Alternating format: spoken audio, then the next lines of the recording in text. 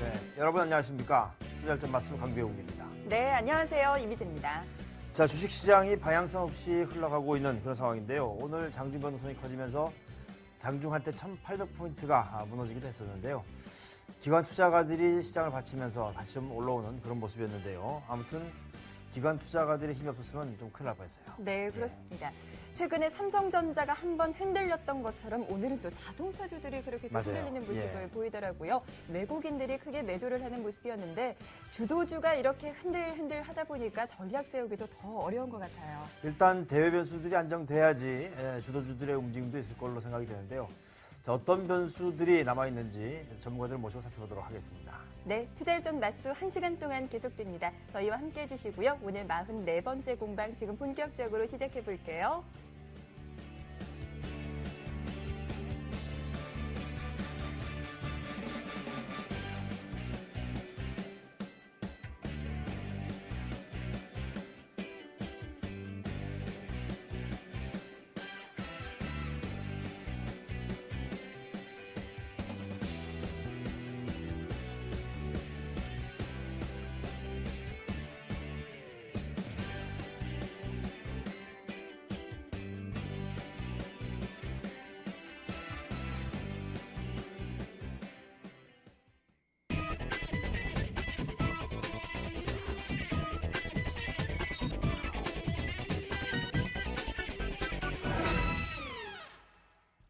네, 오늘도 시장에 있었던 따끈따끈한 이슈들을 알아보는 화제 랭킹으로 문을 열도록 하겠습니다. 시장에 있었던 소식들 가운데서 가장 클릭수가 높았던 소식들을 저희가 하나하나 모아봤어요. 가장 먼저 5위를 차지한 이슈부터 열어보도록 할게요.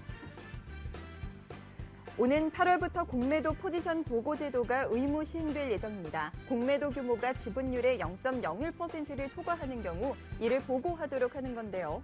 증권업계에선 취지에는 공감을 하지만 공매도 자체를 악으로 규정하고 규제 일변도를 보이는 당국의 조치는 아쉽다는 평가를 내리고 있습니다. 공매도도 하나의 매매 방법일 뿐인데 포지션을 강제 보고하도록 하면 심리적인 압박이 가해질 거라며 매매 위축이 우려된다는 지적인데요. 반면 심리적인 영향일 뿐 큰 영향은 없을 거란 반론도 제기되고 있어 추이는 조금 더 지켜봐야 할 것 같습니다. 계속해서 4위를 차지한 이슈입니다. 오늘 코스피 지수 장중 1,800선 아래로 떨어지면서 우려를 낳기도 했지만 하방 경직을 확인하며 약보합권의 거래를 마쳤습니다. 거래일 기준으로는 닷새째 하락했는데 삼성전자를 필두로 전기전자가 큰 폭 오른 반면 현대차그룹주는 급락하며 희비가 엇갈리는 모습이었습니다. 3위를 차지한 이슈도 확인해 보시죠. 앙겔라 메르켈 독일 총리 그 어느 때보다 강경한 어조로 재정위기국의 부채 공동 분담에 대한 반대 입장을 밝혔습니다. 자신이 살아있는 한 부채 분담은 없을 거라는 강경 발언으로 입장을 더욱 분명히 한 건데요. 스페인과 이탈리아에 이어 프랑스 국채까지 심상찮게 오르면서 독일의 희생을 바탕으로 한 긴급 대책을 내놓아야 한다는 국내외 압력이 거세지자 정면 대결을 선택한 겁니다. 이에 따라 프랑스, 독일 정상회의와 EU 정상회의를 앞두고 독일과 다른 유럽 국가들 간 긴장이 고조되고 있습니다. 2위를 차지한 소식도 열어볼게요. 화물연대에 이어 민주노총 소속 건설노조가 오늘 오전 7시부터 총파업에 돌입했습니다. 건설노조는 체불임금 해결, 4대 보험 적용 등을 요구하며 총파업을 시작했는데요. 국토해양부는 어려운 건설 경기 여건을 고려해 작업 거부를 즉시 철회할 것을 촉구한다며 문제를 해결할 수 있는 방안을 지속적으로 마련하겠다는 입장입니다. 이런 가운데 정부와 민주노총 화물연대가 운송 거부 해결을 위한 협상에 나섰지만 서로 간의 입장 차만 확인한 채 결렬된 것으로 알려졌습니다. 양측은 내일 오전 10시에 다시 만나 협상을 재개할 방침입니다. 네, 화제 랭킹 5위부터 2위까지 열어봤고요. 마지막으로 1위를 차지한 소식 어떤 것이었는지 알아보도록 하죠. 삼성과 LG가 보유한 세계 최고 수준의 첨단 핵심 산업 기술이 외국계 협력업체를 통해 중국 그리고 대만 등 경쟁업체로 빠져나갔다는 정황이 포착됐습니다. 아직 시장에 선보이지 않은 55인치 TV용 아몰레드 패널 설계도가 새나간 건데요. 검찰은 이번 사건을 이스라엘 검사장비 제조업체 오보텍사의 치밀한 계획에 따라 이뤄진 산업 스파이 사건으로 보고 있습니다. 오보텍의 한국직전 직원들은 평판 디스플레이 검사 장비 점검을 구실 삼아 두 업체의 생산 공장을 별다른 제재 없이 들락거렸던 것으로 알려졌는데요. 국내 첨단 기술에 대한 외국계 협력업체의 유출 범죄가 증가하는 가운데 국내 대기업들의 보안 의식이 허술하다는 지적이 나오고 있습니다.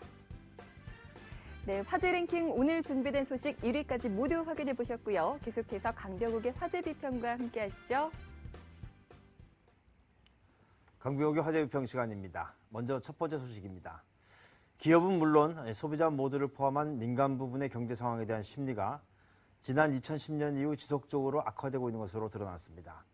한국은행은 6월 경제심리지수로 97이 나왔는데요. 4포인트 하락한 수치를 기록했다고 밝혔습니다. 요즘 같은 경제 상황에서 심리지수가 올라갈 이유가 없다는 것, 그런 생각이 들기도 하는데요. 문제는 주식시장은 경제를 반영하는 것이기 때문에 더욱 경제심리 악화가 부담스러운 그런 상황이 됐습니다. 언제나 이 맘 편히 경제활동을 할 수 있을런지 그날이 빨리 오기를 기대해 보도록 하겠습니다. 두 번째 소식입니다. 시공능력 순위 26위의 벽산건설이 끝내 법정관리 신청하면서 건설업계의 줄도산 공포가 커지고 있는데요. 가계대출 연체율, 또 중도금 집단대출 문제 등으로 금융권이 돈줄 제기에 나서는 분위기여서 자금난에 처한 건설사들의 우려가 증폭되고 있습니다. 특히 금융권이 신용위험 평가를 통해서 부실기업, 징후기업들을 솎아낼 움직임을 보이면서 연쇄도산 공포가 현실화될 가능성이 커지고 있다는 지적인데요. 이거 다시 한번 건설업계에 찬바람이 부나요? 부동산 경기 침체가 이어지면서 건설사들이 생존 경쟁에 들어가는 것은 아닌지 모르겠는데요. 모쪼록 투자자들은 위험에 빠지지 않도록 조심하셔야 될 것 같습니다. 세 번째 소식입니다. 한국경제연구원은 유럽 위기 확산 시 한국 경제에 미치는 영향 보고서에서 이 유럽 위기가 그리스의 유로존 탈퇴, 스페인 은행 부실 확대, 이탈리아 구제금융 신청 등으로 확산될 경우에 하반기 성장률은 2%, 연간 성장률은 2.4%로 낮아질 것이라고 전망을 했습니다. 이 보고서에서는 그리스가 구제금융 조건 재협상과 관련해서 탈퇴 위험성이 상존하고 있는 가운데서 스페인과 이탈리아도 악화되고 있는 경제 상황, 그리고 은행권 부실 확대, 경기 침체에 따른 부채 상환 능력 악화, 또 유럽 위기 방화벽에 대한 신뢰 악화, 정치적 리더십 불안 등으로 위기에 빠질 수 있다고 분석을 했는데요. 이 경제의 개방 정도가 남들보다 높은 상황에서 해외 변수는 결정적으로 우리 경제에 영향을 미치게 됩니다. 이 근거 없는 낙관론이 펼 것이 아니고 이럴 때는 최악의 상황을 상정하고 생존 전략을 세워야 할 것으로 생각이 됩니다. 마지막 소식입니다. 채권값이 하루 만에 상승을 했습니다. 유럽권 경기가 더 악화될 수 있다는 분위기가 확산되면서 외국인들을 중심으로 해서 선물 매수자가 들어온 것이 영향을 받은 것으로 보여지는데요. 이거 우리 시장에서도 안전자산 선호 현상이 나타나는 것 같습니다. 투자의 기본은 자금 흐름을 파악하는 것인데요. 투자 자금이 언제 안전자산에서 빠져나와서 주식시장으로 옮겨오는지 눈을 부릅뜨고 지켜봐야겠습니다. 지금까지 화제논의였습니다.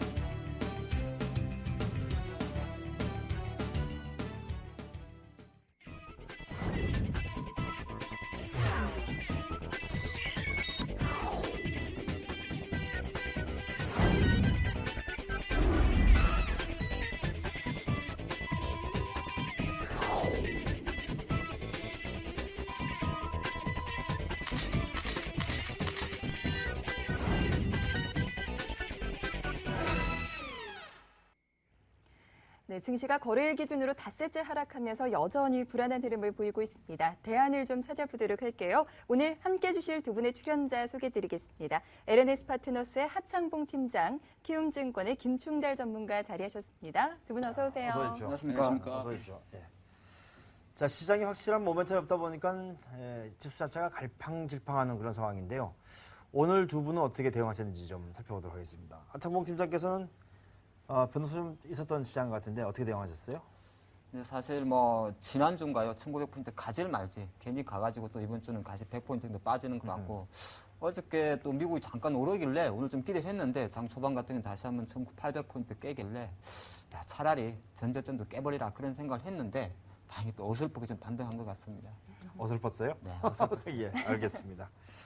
자, 김충달 전문가께서는 오늘 어떻게 대응하셨어요? 시장 전체적으로 아직까지 궁극적인 문제가 해결된 것은 아닙니다. 그런데 지금 사실 1900선까지 반등 주는 부분도 아마 그걸 예상하고 기대하셨던 분들 또 대응하시는 분들 좀 계셨을 것 같고요. 그리고 지금 보면은 1900에서부터 밀렸던 조정은 있지만은 종목별 장세는 이미 진행되고 있는 것 같거든요. 그래서 종목을 잘 고르면 여전히 그래도 가능성 있지 싶습니다. 네. 예. 자, 당분간 이런 혼조권 장세가 이어질까요? 또 투자자분들께서 살펴볼 만한 모멘텀들은 없는 것인지 오늘 주제부터 좀 보도록 하겠습니다.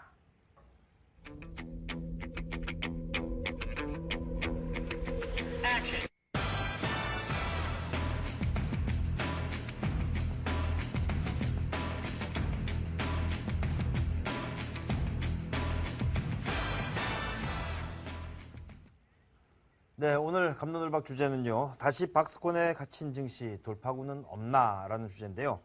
자, 먼저 김춘달 전문가께 좀 의견 좀 듣도록 하겠습니다. 일단 뭐 2분기 실적에 주목을 해 본다 그런 네. 말씀이시죠? 왜 그러냐면 시장에서 정말 극단적으로 흘러가는 시장이라면 주식을 안 하는 게 맞습니다. 근데 최근에 이제 5월달 조정 이후에 주가를 보게 되면 최근의 흐름은 좀 혼조인 흐름도 있는 것 같거든요. 그렇다면 결국 종목 장세가 된다는 이야기고, 그리고 이왕이면 실적 받쳐주는 종목들이 괜찮다는 이야기고, 그리고 이왕이면 수급과 저평가된 종목이면 더 좋다는 이야기가 되거든요. 그런 종목군들이 강세 보이는 현상이 나오더라고요. 그래서 실적 관련돼서 괜찮으면 일단 가능성 상당히 높다고 판단하고 있습니다. 그래서 그런 종목군 잘 골라주시면 될 것 같습니다. 네. 네. 하창봉 팀장께서는 그보다는 아직은 대외 변수를 조금 더 주목해봐야 한다라는 의견이신 것 같은데요.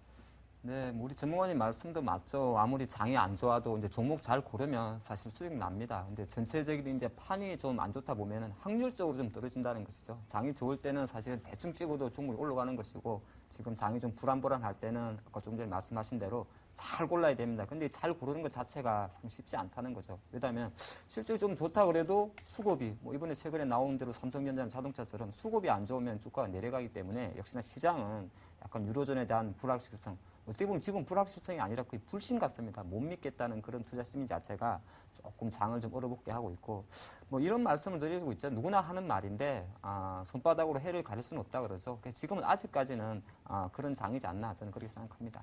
네, 그렇군요. 자, 그렇다면 본격적인 쟁점으로 좀 들어가 보도록 하겠습니다. 오늘 첫 번째 쟁점은요. 자, 2분기 실적 모멘텀이 기대되는 업종은 이라는 쟁점인데요. 자, 2분기 실적 모멘텀이 될 수 있는 업종으로 두 분 어떤 것을 보시는지요? 먼저 하창봉 팀장 어떤 거 보고 계십니까? 네, 지금 최근에 이제 발표된 FM 가이드에서 발표된 2분기 실적 제가 순서를 미리 한번 좀 봤더니 네. 역시나 뭐 많이 이야기하는 IT, 자동차 뭐 이쪽 순입니다. 그리고 3위를 하고 있는 게 사실 음식료 업종인 것 같습니다. 그래서 저는 뭐 실적 이야기도 중요합니다만은 실적 전가치는 사실 IT는 자동차가 제일 좋습니다만은 지금 주가 흐름하고 수급으로 봤을 때는 먹고 쓰는 거, 음식료 업종이 가장 탑이지 않나 먼저 말씀드리겠습니다. 네, 좋습니다. 먹고 마시는 거. 예. 김춘달 전문가께서는요? 예, 역시 그 이왕이면 괜찮다라는 업황의 종목군들, 업종을 가지고 그 속에서 종목들을 고르는 게 좋다고 저도 생각을 하는데, 역시 뭐 저도 동의합니다. IT하고 자동차, 그리고 그런 업종들, 실적 네. 내는 종목들. 그런데 이제 중요한 거는 IT, 자동차가 역시 실적이 좋다 하더라도 그 속에 종목들이 이미 선반영된 주가의 종목들이 많습니다. 그러니까 그 얘기는 좀 이따가 계속해서 하도록 하죠. 네. 일단 가장 좋은 실적 모멘텀을 가지고 있는 것은 IT, 자동차, 그리고 하나를 더 준다면은 음식료 이렇게 말씀해 주셨는데요. 그럼 IT부터 좀 보도록 하겠습니다. 삼성전자의 실적 가이던스가 이제 나올 것으로 보여지는데요. 7월 5일이라고 지금 이야기가 돌고 있는데, 사실은 2분기 실적 전망치에 대해서는 상당히 좀 낮춰놓은 그런 상황이거든요. 네. 이렇게 실적 전망을 낮춰놓으면은 실적 발표율이 다가왔을 때 상승하는 그런 그 모습을 보이는데 오늘 상승했단 말이에요. 네. 자, 오늘 삼성전자의 상승이 과연 이제 실적을 반영하는 것이냐? 김춘호 전문가께서 어떻게 보시는지요? 저는 사실 지금 삼성전자의 주가의 위치로 그냥 펀더멘탈만 따져갖고 매매를 할 수는 없다고 생각합니다. 최근에 이제 그 1900선 라인의 주가가 지수가 올라가고 그 이후에 외국인들이 선물 매도를 대량으로 치면서 주가를 끌어내렸을 때 이 삼성전자를 비롯한 시총 상위 5개 종목을 가지고 지수를 어느 정도 연동시켰던 부분도 있다고 보거든요. 그러니까 단순히 펀더멘탈만 갖고 그 이유를 찾는 부분은 아니라고 생각 들고 그 펀더멘탈의 실적만 봤을 때는 지금 현재 최근에 주가의 흐름을 봤을 때는 충분히 매수의 근거가 된다고 보는데 일단 수급 상황이 좀 존재를 하니까 저는 좀 박스권 흐름 정도 전망을 하고 있습니다. 그리고 그 삼성전자는 아이폰이 나왔을 때는 아이폰 5가 나왔을 때는 좀 주의를 하는 부분이 필요하지 않을까. 그 전까지는 매매해도 괜찮다고 보고 있습니다. 아이폰 5가 지금 오늘 보니까 8월에 나온다고 예. 얘기 나온 것 같은데요. 알겠습니다. 기다려보도록 하겠고요. 자, 하창목 팀장께서는 이 IT, 특히 삼성전자의 오늘 네. 반등에 대해서 의미를 줄 수 있는 것인지 어때요? 일단 오늘만 놓고 보면 사실 우리 삼성전자가 한 2% 올랐는데 그럼요. 오늘 아마 삼성전자 안 올랐으면 지수 저점 찍었을 것 같습니다. 일단은 지수로만 놓고 보고 좀 시장에서는 상당히 말이 많습니다. 삼성전자가 2분기 영업 컨센서스가 6조 원 초반까지 나온다. 근데 사실 6조 원 초반도 삼성전자로 치면 사상 최대치죠. 사상 최대치인데 워낙 우리의 눈높이가 높았고 또 한 5월 달 정도인가 삼성전자 이제 200만 원 목표가 나올 때 실제적으로 7조 원을 먼저 거론했었기 때문에 실적적인 부분에서는 약간은 부진할 수 있습니다만 또 거꾸로 생각하시면 뭐 7월 다음 주 금요일이 되겠죠. 예비치 발표할 건데 시장보다 만약에 정말 예상 우려했던 대로 6조 원 초반에 나오면 이미 또 주가는 그 정도 반영이 된 것이고요. 또 그런 상태에서 그보다 조금 더 좋게 나와버리면 오히려 또 주가는 턴어라운드를 하겠죠. 그래서 실적적인 부분에는 오히려 빠지는 것을 기회로 잡는 게 좋을 것 같고요. 사실 삼성전자 지금 빠지는 거는 가장 간단합니다. 삼성전자 실적이 중요한 게 아니고 외국인이 주식을 제일 팔기 좋은 종목을 판다 저는 생각을 합니다. 왜 그러냐면 실제적으로 삼성전자는 누구나 좋은 주식이기 때문에 외국인들이 실제적으로 많은 물량을 최대한 가격 충격 없이 팔 수가 있습니다. 만약에 실적이 안 좋은 종목이면 삼성전자 하루에 2천억 팔아버리면 그 주가는 8%, 9% 빠지겠죠. 하지만 워낙 기관이나 개인이 받쳐주기 때문에 3, 4% 정도 주가가 빠지면서 원하는 물량을 처분할 수 있다. 저는 그렇게 판단하기 때문에 지금은 철저하게 외국인들이 현금화 차원에서 삼성전자를 팔고 있다. 실적과는 좀 무관하다. 저는 그렇게 보고 있습니다. 네, 그렇군요. 네. 오늘 이 삼성과 LG의 아몰레드 기술이 해외로 유출됐다라는 소식 나왔어요. 이 부분은 주가에 악영향은 없을까요? 사실 이게 하루 이틀 이야기는 아니죠. 이제 속칭 이제 산업 스파이 문제죠. 산업 스파이 문제고 사실 요즘이 아니죠. 이제 이게 IT, 예전에는 총 있는 전쟁을 했지만은 지금은 이제 기술력 전쟁인데 참 안타깝습니다. 보니까 내부적으로 이스라엘의 어떤 본사를 둔 어떤 직원들이 중국으로 기술을 유출했다 그러고 LG 디스플레이나 삼성 쪽에서는 사실 실제적인 손실 자체가 어느 정도 될지는 잘 모르겠습니다만은 투입했던 R&D 비용이 한 1조 원이 넘다 그러니까 좀 크긴 크겠는데 그래서 지금 잠깐 저는 이런 생각을 합니다. 지금 당장 이것이 삼성전자, LG 디스플레이의 실적에 부진한 영향을 미칠 것 같지는 않습니다만은 또 거꾸로 한번 생각해 보면 왜 이런 일이 생겼느냐? 바로 수직 계열화가 안 돼 있었습니다. 이번 사건도 보면은 검사 장비 업체가 검사하러 온다 해가지고 몰래 찍어간 거 아니겠습니까? 그래서 지금 보면 오히려 삼성이나 LG가 직접 투자하고 있는 기업들, 제가 설명을 드리면은 삼성이 직접 투자하는 기업들, SFL이라든지 AP 시스템, 테라세미콘, 원희와 IPS 이런 종목들이 오히려 빨리 수직 계열화가 이루어진다면 오히려 이 기업들 주가로만 봤을 때는 제가 언급했던 개별주를 봤을 때는 오히려 호재가 될 수도 있다. 역발상도 저는 필요하다 말씀드리겠습니다. 네, 그렇군요. 네. IT 업종 살펴본 김에요. 이번에는 부품주들도 좀 알아보도록 하죠. 이 스마트폰 관련해서 부품업체들 호실적 이어갈 것이다라고 전망이 좀 나오고 있더라고요. 실적 모멘텀 좀 기대를 해봐도 좋을까요? 당연히 괜찮은 업종에 괜찮은 종목들이라면 실적 모멘텀 기대를 해봐야죠. 그런데 이제 문제는 제가 아까도 말씀드렸지만은 이미 성장성이나 이런 부분들이 많이 반영된 종목도 많거든요. 그래서 그런 종목들을 좀 선별할 필요가 있다고 생각이 드는데 지금 보시면 개인적으로는 잘 아시겠지만 연성 PCB 업체인 인터플렉스 같은 종목들은 지금 삼성전자, 애플 수혜받는다 그러면서 많이 올라왔지 않습니까? 주가도 아직 강세 보이고 있거든요. 하지만 저는 사실 인터플렉스 같은 경우는 사서 가기는 좀 부담스럽다고 생각하고요. 그 반면에 이제 관련된 관련 종목인 유진테크라든지 그리고 AP 시스템이나 이런 종목군들은 오히려 더 매력이 있다고 보니까 그러니까 전부 다 이렇게 부품주들은 다 연관되기 때문에 좋다는 식으로만 보지 말고 주가의 위치에서 조금 부담이 덜 되는 종목군들이나 아니면 앞으로 우리가 매매를 좀 하는데 좀 끌고 갈 수 있는 종목들, 단기 트레이딩이 아니라 그런 종목군들 좀 선별해 주면 좋겠다는 생각입니다. 네, 그렇군요. 뭐 유진테크나 AP 시스템 같은 종목들을 관심을 가지고 있다고 말씀해 주시고 하창모 팀장께서도 종목들이 있을 것 같아요. 저희 그 IT 부품들 중에서. 네. 일단은 뭐 아까 말씀드린 대로 삼성전자가 실적이 안 좋아서 물론 안 좋을 수 있습니다만 안 좋은 것보다 수급 때문에 빠지는 거기 때문에 오히려 삼성전자 스마트 기기 관련해서 부품주들 납품하는 부품주들의 실적은 상당히 좋을 것이다. 그런 맥락은 좀 통한다 보고 있습니다. 조금 전에 우리 전무관님 말씀하신 대로 원래 지금 그 인터플렉스를 제일 많이 좀 거론합니다. 코스닥에서 시가총액도 한 8천억 정도 하고 있고 주가도 한 6만 원 조금 밑에 있다 보니까 하는데 왜 인터플렉스가 저는 더 강점이 많냐고 하면은 사실은 매출처가 밴드가 두 군데에 같이 있기 때문에 그러지 않나 싶습니다. 보통 삼성에만 납품하고 애플에만 납품하다 보면은 두 갈의 경쟁 관계에서 주가 흔들릴 수가 있는데 인터플렉스 같은 경우는 갤럭시 S3에도 들어가고 아이폰 5에도 들어갈 예정이기 때문에 오히려 그런 부분이 매출 증가로 좀 이어진다 말씀드리겠고요. 잠깐 짧게만 어떻게 지금 보면 이제 6월 25일부터 갤럭시 S3가 지금 SK텔레콤을 통해서 이제 일반 모델 3G 모델은 들어갔고 7월 초순 정도 되면 이제 LTE 모델이 들어가는데 그 관련해서 저는 늘 그런 말씀 좀 드리는 것 같아요. 기존에 그 특별히 달라진 건 없는 것 같습니다. 조금 크게 한 거 외에는. 근데 조금 중요한 거는 역시나 지금은 이 카메라 화소에 좀 많은 포커스를 주는 것 같습니다. 카메라 800만 화소 기능은 다 똑같은데 앞으로 그쪽 부분에서 더 많은 그 비중을 두기 때문에 자화전자라든지 옵트론텍 같은 종목, 그러니까 제가 세 종목을 말씀드렸죠. FPCB 쪽에서 인터플렉스, 그리고 자화전자, 옵트론텍인데 주가는 지금 보면은 50주 신고가를 달리고 있습니다. 하지만은 실제적으로 주가는 저는 바닥에서 올라오는 것보다는 약세장에도 강세를 살아있는 종목이 오히려 추가 상승 모멘텀은 더 살아있지 않나 그런 말씀 드리겠습니다. 네, 그렇군요. 자, IT 살펴봤고요. 다음은 이제 자동차를 좀 보도록 하겠습니다. 자동차 관련주들 좀 전에 말씀하신 바와 같이 IT와 더불어서 실적 모멘텀이 있는 그런 업종으로 이야기를 하고 있는데 문제는 오늘 자동차 관련주들이 또 급락을 하는 그런 모습 보였단 말이죠.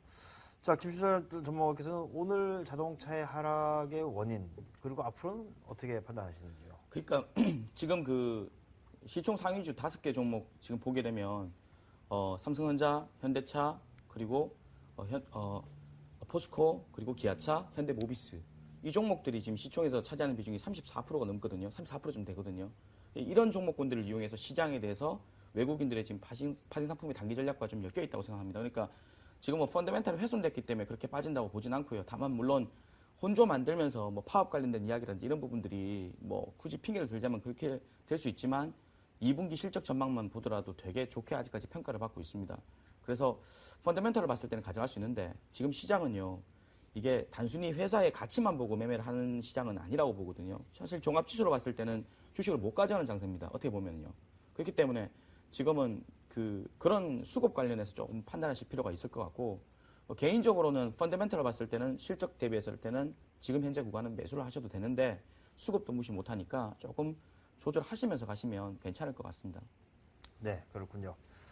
자, 하창봉 팀장께서는 이 자동차 관련주 오늘 하락, 그리고 앞으로의 전망 어떻게 보고 계시죠?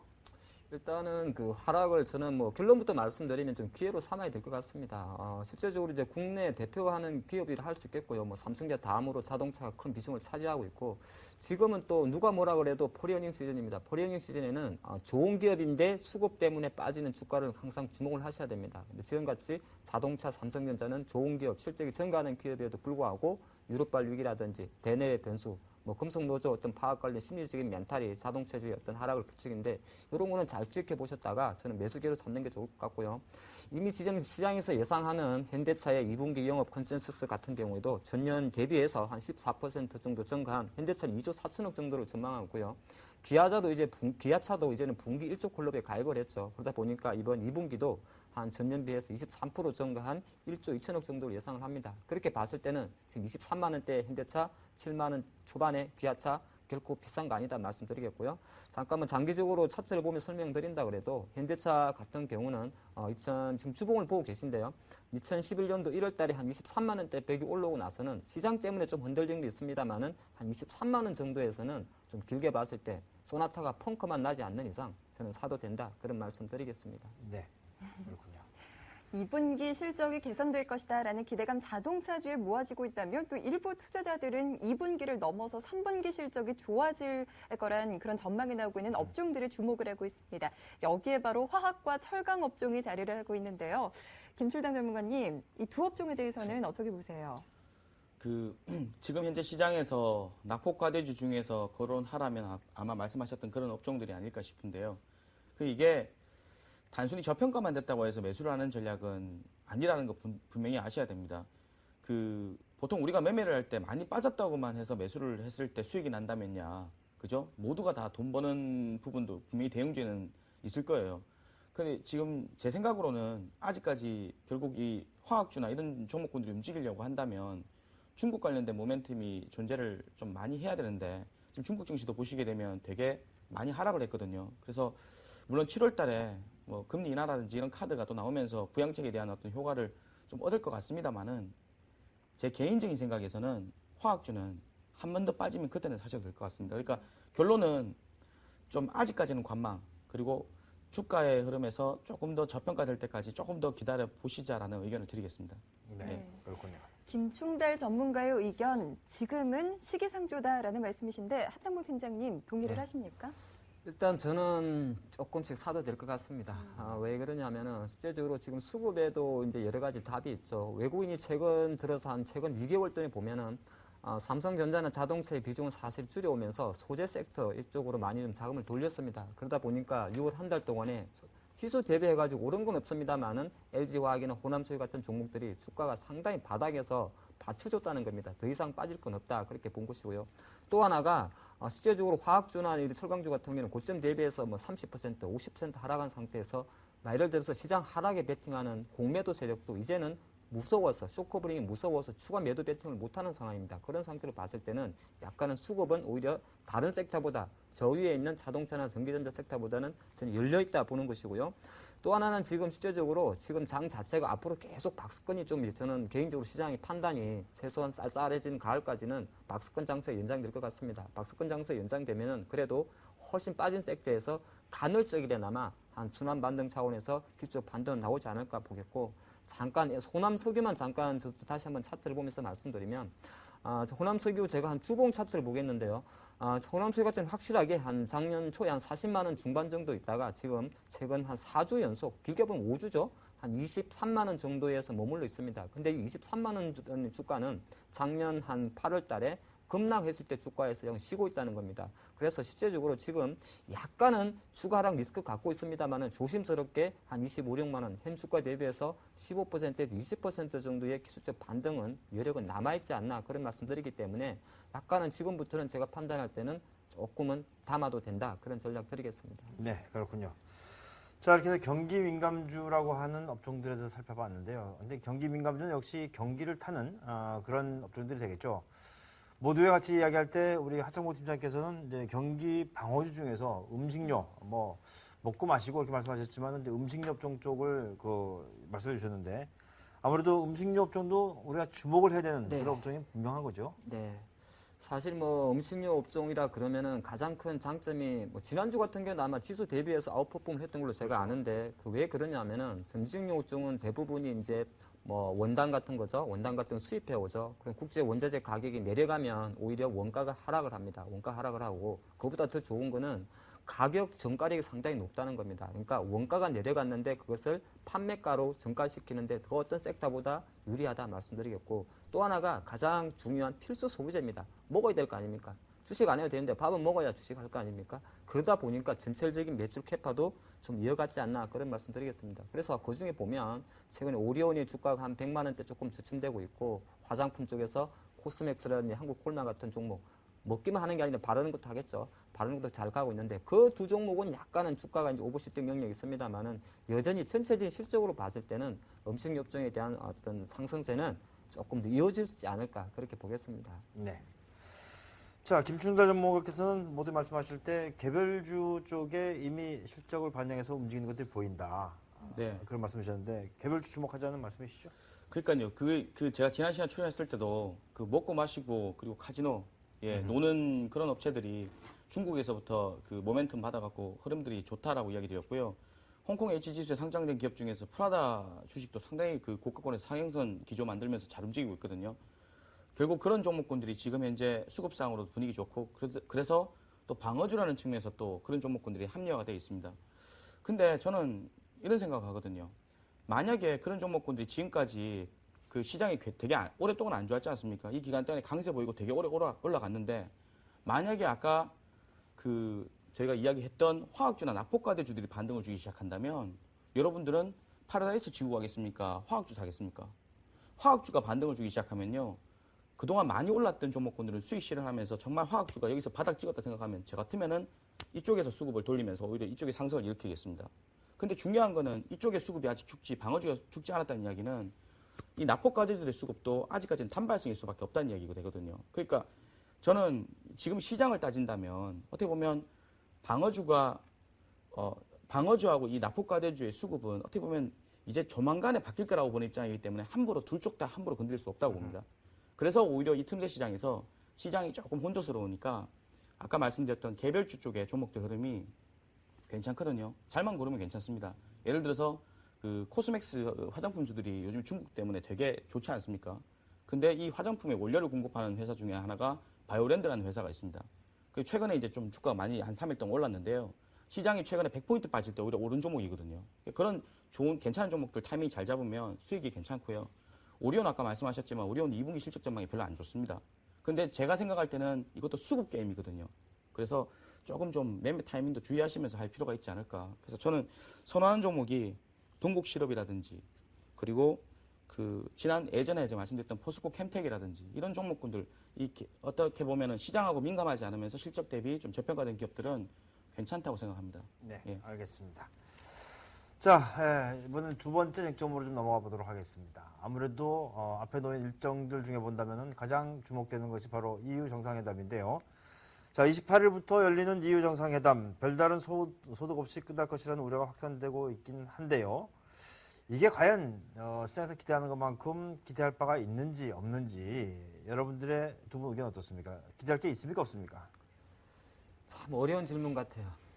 약간 저는 기대치를 낮추는 게 어떨까 싶습니다. 기대 낮추겠다. 네. 김출단은 뭐 하겠어요? 저는 기대하고 싶은데요. 그래요? 예. 그래요. 그래도 기대감이 살아있는 쪽으로 한번 가보도록 하겠습니다. 자, 김출달 전문가께서는 지금 이제 그래도 예. 기대할 것이 있다. 뭘 기대합니까, 우리가 여기서? 일단은 이게 사실 심리 게임이라고 생각하거든요. 저는 눈높이가 많이 낮춰진 건 사실이고요. 그래서 주가가 밀렸기 때문에 저는 오히려 이 이야기들이 이 유로존의 국가들이 이렇게 진행하는 과정에서 뭔가가 이렇게 우리가 기대하는 호재거리를 만들어낼 수도 있다고 보거든요. 그래서 지난번에 독일 입장에서 긴축이 이제 성장 쪽으로 간 것만 해도 그쪽에 또 자금 마련해갖고 그 논의를 이번에 정상회담에서 또 세부적으로 하겠다는 이야기도 있었기 때문에 사실 시장에서 건덕지를 찾으면 그런 부분에서도 상승 이유를 만들 수 있다고 봅니다. 근데 아직까지는 아닌 것 같아서 큰 흐름은요. 이런 과정 자체를 의미를 부여하면서 저는 그 낙폭과대주 아까 말씀하셨던 그 낙폭과대주들도 조금 더 기다리시면 아마 유동성 랠리를 보이는 시점이 좀 다가오지 않을까 그렇게 판단하고 있습니다. 그러니까 뭐 확실한 해결책은 나오지 않겠지만 해결하는 그 과정으로 이해를 한다면 나쁠 건 없다. 그런 말씀으로 이해가 되고요. 하창목 팀장께서는 뭐 네. 안고 없는 찐빵이다. 이렇게 보시는 거죠? 네, 최근에 보면은 그 키프로스란 나라가 구제금을 신청을 했죠. 그거 어디 붙어 있는 거예요? 지중해 연안에 붙어 있다 그럽니다. 제가 예. 가보지 못했어요. 오지 못했는데 이제 키프로스란 나라가 5번째로 유로존에서 근구제 금융을 받았습니다. 근데 참 안타까운 내용은 얘들이 키프로스란 나라가 유로존 가입을 언제 했냐면은 작년 1월달에 했습니다. 하자마자 1년 만에 퇴출은 아닙니다만 사실 구제금융 상황까지 갔고 왜 갔냐면은 그리스 때문에 간 거죠. 그리스 그 PSI 그 그렇죠. 손실분담 네. 그 프로그램에 걸린 거죠. 네, 그리스 이제 PSI에 걸리다 보니까 작은 나라가 1년 만에 참 안 좋은 경우가 생기는데 왜 그러냐면은 이게 한 단편의 예입니다. 그러니까 원래 항상 늘 드리는 말씀이 있죠. 원래 독일이 선도해서 유로존을 만들었고요. 그런 상태에서 전체적으로 동유럽과 서유럽 간의 남유럽이죠. 어느 정도 재정 통합, 경제 격차가 커버가 안 된 상태에서 통화 동맹을 만들었죠. 그런 상태에서 10년 이상 오면서 독일은 흑자 구조를 가져왔고요. 그런 상태에서 그리스나 스페인, 축구 잘하는 애들은 계속적으로 내려갔던 겁니다. 그러다 보니까 다시 한번 그것이 불거졌고 그런 상황에서 지금 이제 유로 본드를 만든다는 둥 이렇게 하면서 다시 통화 동맹을 가자 그러는데 그것이 삐걱대고 있죠. 근데 전체적으로 가서는 그렇습니다. 독일이라든지 사실 프랑스는 사실 가만 보면은 약간 얍삽해요. 눈치를 보는 것도 하면서 간에부터 썰기부터 하는데 결과론적으로 독일과 저는 속내는 같다 말씀드리겠습니다. 그래서 강성국가 독일은 메르켈도 그런 이야기를 했죠. 눈에 흙이 들어가기까지. 물론 대놓고 그 말 안 했습니다만 유로본드 없다 이렇게 이야기 나오는 것이고. 근데 그거는 제가 하나 좀 정정을 하고 네. 될 것 같은데요.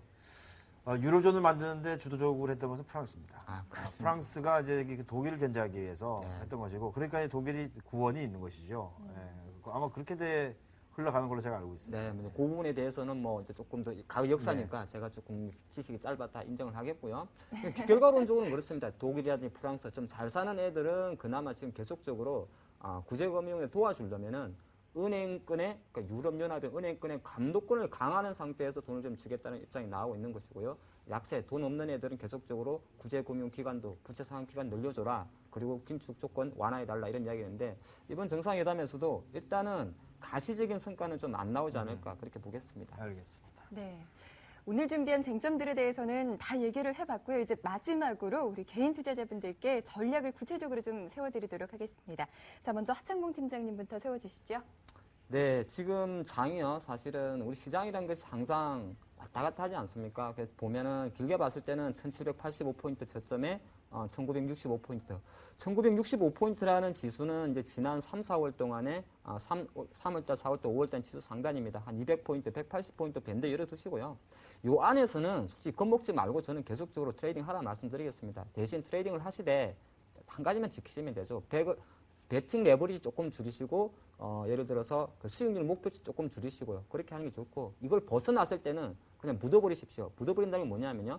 1965를 다시 넘어가면 2000포인트 넘어간다 생각하고 장기 투자하시고요. 1765포인트 이탈하게 되면은 죽겠구나 생각하고 한창 발장 뛰고 있는 게 맞지 않나 말씀드리면서 현재까지는 박스권이기 때문에 약간은 베팅 작게 하면서 목표치만 낮춘다면 그렇게 춥지는 않을 것이다. 그런 말씀드리겠습니다. 네. 네, 박스권 단기 매매 전략 말씀해 주셨고요. 김충달 전문가님. 예, 저는 지금 당장은 좀 대형주들은 안 사셔도 되지 않을까. 그렇지만은 제 기술적 분석에 의하면, 제 분석에 의하면 한 달 반 정도 사이에 뭔가가 변곡점이 좀 나오지 않겠냐 이렇게 판단을 했고요. 그리고 종목에서 승리하려면 아까 말씀드렸던 개별주 중성주 중에서 강소기업들이 많기 때문에 그런 것들 좀 수급이나 차트 살아있는 것 중에서 공략하시면 된다고 생각합니다. 네, 알겠습니다. 자, 오늘 실적 모멘텀과 그리고 이후 정상회담에 대한 이제 쟁점들 얘기를 해봤는데요. 이쯤에서 이제 감론을박은 마무리해야 되겠죠? 네, 잠시 쉬어가는 시간 마련했습니다. 야간 산책으로 이어갈게요. Starry, starry night.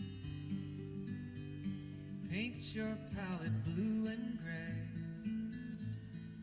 Look out on a summer's day with eyes that know the darkness in my soul.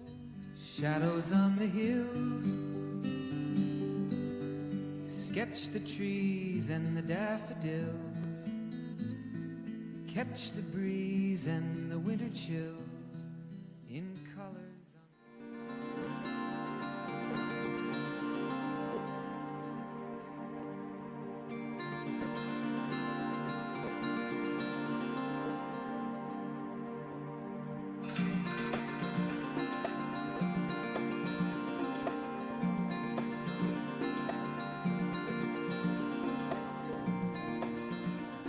네, 주식 투자 속에서 희노애락을 함께 느꼈던 작품들을 얘기해보는 시간입니다. 네.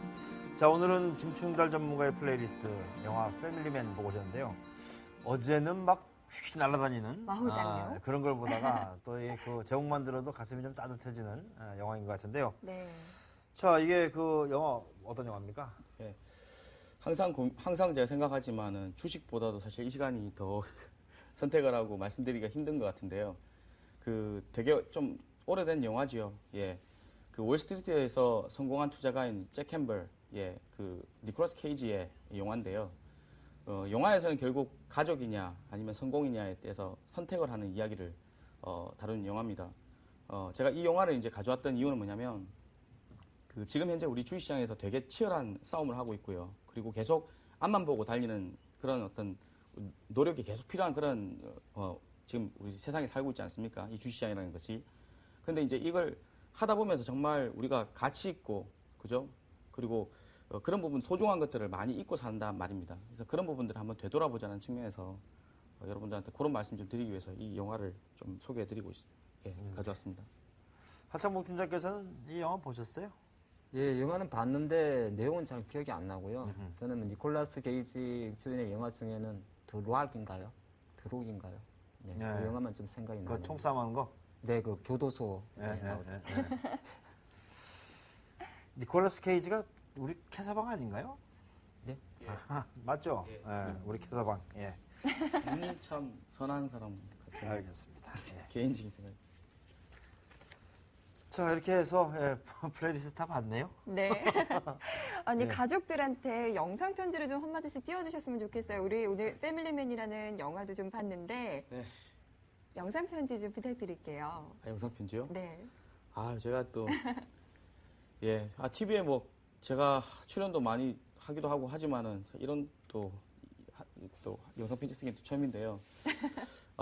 와이프한테 항상 미안하고 예, 그리고 제가 애들한테도 아직 많이 잘 해주지 못해서 너무 미안하고 예, 그래서 저도 앞으로는 가족을 위해서 또 열심히 예, 사랑하면서 살고 싶습니다.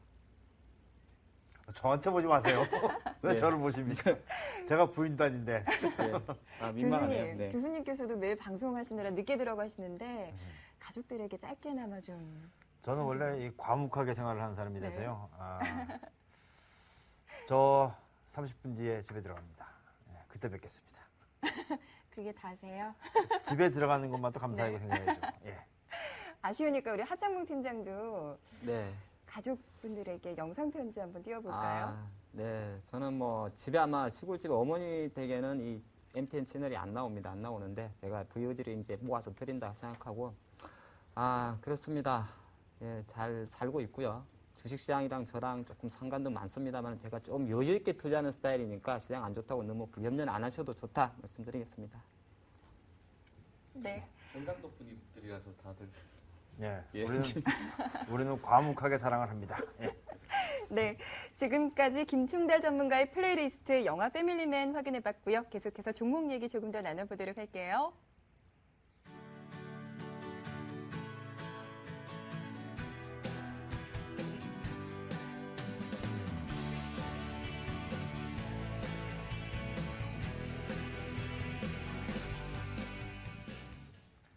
네, 사야 할지 팔아야 할지 종목 전략 깔끔하게 정리해드리도록 하겠습니다. 결정적 한방. 자, 바로 들어보도록 할게요. 오늘 먼저 삼성테크윈 준비를 했습니다. 9거래일 만에 반등을 했죠. 어제보다 4% 가까이 급등을 했습니다. 앞으로의 전망 확인해 볼게요. 삼성테크윈 어떻습니까? 셀입니다. 전파입니다.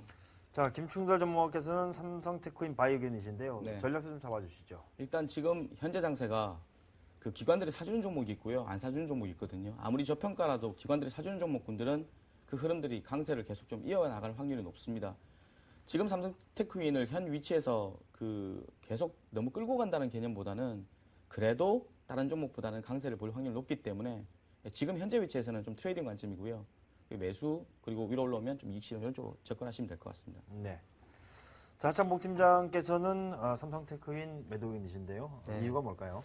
일단 삼성테크윈은 우리 전문가님 말씀하신 대로 지금 주변 여건이 너무 좋습니다. 2분기 실적적인 이야기부터 말씀드리면은 기존에 이제 반도체나 CCTV 보안 쪽에서는 적자폭이 좀 축소되고 있고요. 앞으로 또 신사업에 대한 기대감. 사실 삼성테크윈을 기대할 수 있는 신사업은 바로 그래픽 기술입니다. 국내에서 꿈의 신소재를 할 수 있는 그래픽 기술을 가장 많이 갖고 있는 기업이 바로 삼성테크윈이라 말씀드리겠습니다. 근데 이제 또 기관들도 계속 사고 있죠. 삼성테크윈은 원래 기관이 좋아하는 종목이 있습니다. 과거도 보면은. 근데 저는 왜 셀 의견을 드리냐면은 약간 지금 기술적 분석에 조금 국한드린다 말씀드리겠습니다. 일단은 제가 잠깐 차트를 보면 설명을 드리겠는데 기술적 분석은 사실 보는 사람 입장에 따라 다릅니다. 그래서 제가 미리 말씀드리겠고요. 먼저 주봉을 보면 사실 삼성테크윈의 장기 전망은 상당히 긍정적입니다. 왜 그러냐면 주봉으로 봤을 때는 사실 한 10만에 대한 가능성 좀 열어두고 있고요. 뭐 이 20주선, 60주선 골든크로스 발생했기 때문에 중장기적으로는 상당히 긍정적이다 말씀드리겠는데 저는 조금 단기적으로 이게 다시 8만 원 이상 넘어가냐 안 가냐의 배팅에 대한 셀 의견을 드렸는데 저는 개인적으로 3세판은 없다 말씀드리겠습니다. 지금 보면 제가 표시를 해놨죠. 한 4월 중순, 5월 중순, 6월 중순. 그래서 가는 중에 한 번 정도 21선은 다 이탈했었는데 오늘의 반등, 기관이 좀 매수 들어오면서 눈에 보이는 거는 거래량도 증가하고 다 좋습니다만은 향후 다음 주에 다시 8만 원 터치 못한다면 이 주가는 다시 한번 7만 5천 원 회귀할 가능성이 있기 때문에 짧은 세일 에리게인을 드렸습니다. 네. 자, 삼성테크는 살펴봤고요. 자, 두 번째는 이 건설주로 봐야 될 것 같은데요. 오늘 건설주들이 동반 하락을 했는데 대림산업입니다. 대림산업 두 분의 세련바이 전략 어떻습니까? 바입니다. 전 셀입니다. 네. 자, 대림산업 하창봉 팀장께서 바이 의견 주셨는데요. 전략을 좀 잡아주신다면요.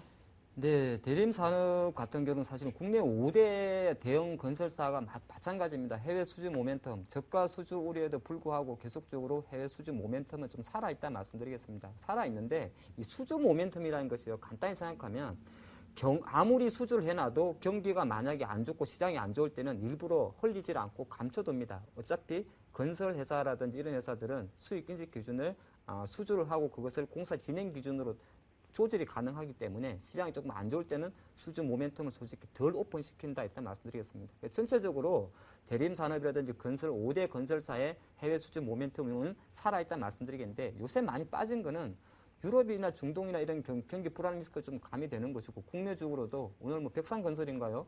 이런 이야기 나오다 보니까 멘탈적인 부분이 투자 심리를 자극했다 저는 생각을 하기 때문에 지금 8만 9천 원 정도 있는 주가 물론 여기서 바로 10만 원까지 뛰어넘는 것까지 같지는 않습니다만은 뭐 어느 정도 심리적인 부분이 본질을 깼기 때문에 오히려 매수해도 된다 그런 전략 드리겠습니다. 네. 자, 대림산업에 대한 김충달 전문가의 의견은 셀이었는데요. 이유는 네. 뭘까요? 일단 그 주택 건설 부분에 대한 부실에 대한 이슈에 대한 부분이 있고요. 그리고 건설업종들 전반적으로 지금 보시면 대체적으로 다 약세입니다. 그리고 추세를 보더라도 61선 아래 21선 역별 상태에서 주가가 꼬꾸라지고 있는 분위기고요. 그래서 지금 현재 급할 필요가 없지 싶습니다. 그리고 지금 라마단이 보면 7월 20일부터 8월 17일까지인가 있거든요. 그 기간 동안에는 이렇게 이야기를 합니다. 우리가 지금 앞으로 수주받을 물량에 대한 변화는 없지만 수주에 대한 어떤 목표치가 상반기에 충족되지 못했고 그리고 이 부분이 라마단 이후로 지연되고 있다. 그러면 결국 지금 급할 필요가 없는 거거든요. 그래서 타이밍들을 좀 조절하는 측면에서 지금은 급할 필요 없다 이렇게 이야기 드리겠고요. 차트가 지금 제가 한번 말씀드리겠습니다. 이게 다른 종목들도 다 대부분 다 낙폭과제도 비슷하게 보시면 되는데 현재 일봉상으로 봤을 때 결국 이 까만 이평선이 61선입니다. 61선인 까만 이평선 위에 있을 때는 주가가 아무래도 조금 쉽게 우리가 물리더라도 가져가면 먹는 매매가 되고요. 61선 아래 있을 때는 굳이 급할 필요가 없어지거든요. 그럼 결국 61선 아래에서 61선 뚫으려고 그러면 61선 기울기가 완만해져야 되는데 지금 보시면 61선 기울기가 완만해지려면 아랫단에서 한 2달 반 정도는 횡보해주는 흐름이 나와야 됩니다. 과거에도 그랬었고요. 그럼 지금 주가가 밑단에서 한 달 반 정도가 지금 머물러 있는 상태거든요. 그러니까 지금 좀 빠르다는 이야기죠. 그래서 앞으로 한 달 정도의 시간 동안 저가 타이밍을 잡으면 되니까 굳이 지금은 당장 급할 필요가 없다 이렇게 이야기 드립니다. 네, 알겠습니다. 네. 오늘의 공방은 여기서 마무리하도록 하죠. 지금까지 LNS 파트너스의 하창봉 팀장, 키움증권의 김충달 전문가와 함께했습니다. 두 분 고맙습니다. 고맙습니다. 감사합니다. 고맙습니다.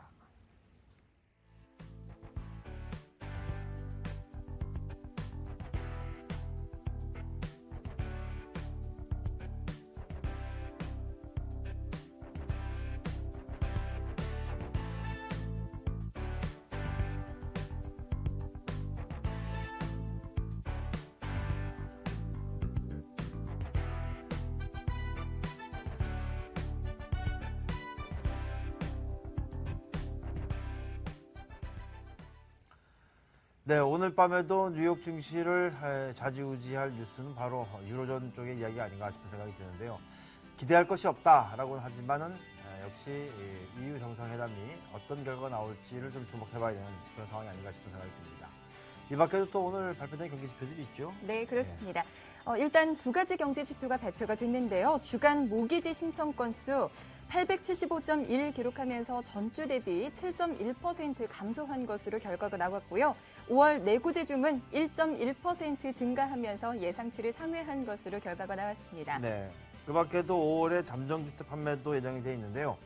최근에 주택 지표가 좋았다가 또 나빠졌다가 하는 그런 그 모습을 보여주고 있기 때문에 주택시장 지표에 더욱더 주목을 해야 되는 것이 아닌가 싶은 생각이 듭니다. 네. 투자일전 맞수 44번째 공방 오늘 여기서 마무리하겠습니다. 저희 내일은요. 재테크와 관련된 다양한 정보들 갖고 여러분 찾아뵙도록 할게요.